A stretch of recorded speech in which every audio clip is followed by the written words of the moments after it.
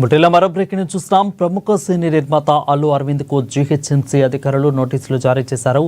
Jubilee hills లోని ఆయనకు చెందిన వాణిజ్య భవనంపై అనుమతి లేకుండా పెంట్ హౌస్ నిర్మించడం ఎందుకు కారణం, ఇక అక్రమ నిర్మాణాన్ని ఎందుకు కూల్చకూడదో వివరణ ఇవ్వాలని అధికారులు ఆ నోటీసులో స్పష్టం చేశారు. ముందస్తు అనుమతులు లేకుండా నిర్మించిన ఈ పెంట్ హౌస్ ను అక్రమ నిర్మాణంగా పరిగణించి సోమవారం అల్లు అరవింద్ కు నోటీసులు జారీ చేశారు. తగిన వివరణ ఇవ్వని పక్షంలో చట్ట ప్రకారం కూల్చివేత చర్యలు చేపట్టే అవకాశం ఉంది.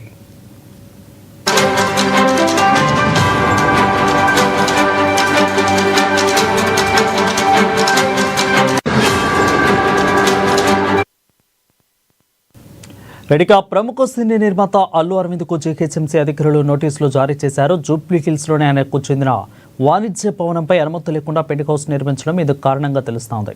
దీనిపై మరింత సమాచారం అందించేందుకు మా ఫిల్మ్ రిపోర్టర్ అశోక్ ఫోన్లో సిద్ధంగా ఉన్నారు. అశోక్, చెప్పండి, నోటీసులు ఇచ్చారు, బట్ అల్లు అరవింద్ ఫ్యామిలీ ఏ విధంగా దీనిపై స్పందిస్తుంది? అప్డేట్స్ ఏంటి? Thank you Varun. అల్లు అరవింద్ కి జిహెచ్ఎంసీ అధికారులు నోటీసులు ఇవ్వడం జరిగింది. ముఖ్యంగా రోడ్ నెంబర్ 45 లో అల్లు ఎంటర్టైన్మెంట్స్ అని ఒక బిల్డింగ్, గీతా ఆర్ట్స్, అక్కడి నుంచి గీతా ఆర్ట్స్ సంబంధించినటువంటి సినిమా డిస్ట్రిబ్యూషన్ కావచ్చు, సినిమాలకు సంబంధించిన సిట్టింగ్స్, సినిమాకు సంబంధించినటువంటి అనేక కార్యక్రమాలు ఆ యొక్క కేంద్రాలయంగా నడుస్తుంటాయి. సో అది దాదాపుగా కొన్ని సంవత్సరాలుగా ఈ యొక్క కార్యాలయం కొనసాగుతూనే ఉంది. వాళ్ళు మొదటి నుంచి, అంటే హైదరాబాద్ కి వచ్చిన మొదట్లో అక్కడి నుంచి అన్ని కార్యక్రమాలు చేస్తున్నటువంటి పరిస్థితిని చూసాం. అయితే ముఖ్యంగా ఉన్నటువంటి వారికి 4 అంతస్తులకు పర్మిషన్ ఉంది. పర్మిషన్ తో పాటు వారికి జిహెచ్ఎంసీ అధికారులు కూడా అప్పుడు ఉన్న అధికారులు ఇవ్వడం జరిగింది. అయితే ఎటువంటి పర్మిషన్స్ తీసుకోకుండా పెంట్ హౌస్ నిర్మించారనేది ప్రస్తుతానికి జిహెచ్ఎంసీ అధికారులు ఆరోపిస్తున్నటువంటి విషయం.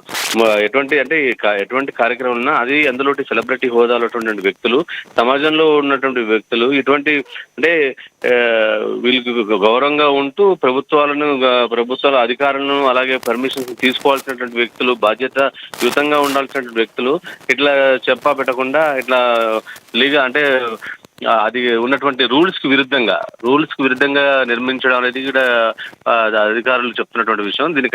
దీనిపై నోటీస్ ఇచ్చారు. ఎందుకు కట్టారు, ఎందుకు నిర్మించారు, దానికి ఏమైనా అనుమతులు తీసుకున్నారా లేదా, అసలు తీసుకుంటే ఎవరిచ్చారు, ఏ ఉద్దేశంతో ఇది కట్టారు అనేది మాత్రం జిహెచ్ఎంసీ అధికారులు ఆ నోటీసులో పేర్కొనడం జరిగింది. దీనికి సంబంధించిన వివరణ ఇవ్వాలన్నది, ఎందుకు కూల్చకూడదో మేము కూల్చాలని అనుకుంటున్నాము.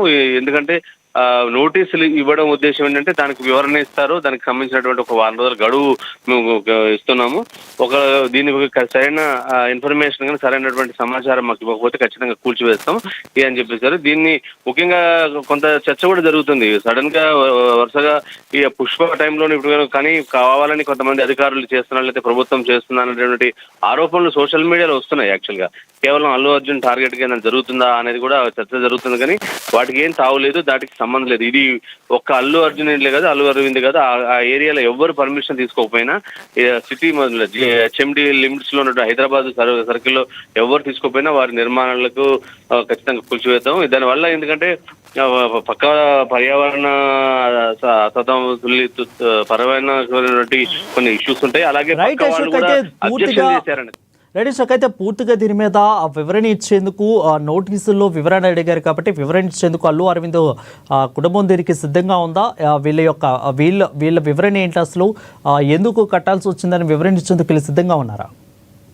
ఖచ్చితంగా. అయితే వారు చెప్తున్నటువంటి పిఆర్ టీం చెప్తున్న విషయం ఏంటంటే ఖచ్చితంగా దీనికి వివరణ ఇస్తారు, ఎందుకంటే ఇవ్వాల్సినటువంటి బాధ్యత ఉంది.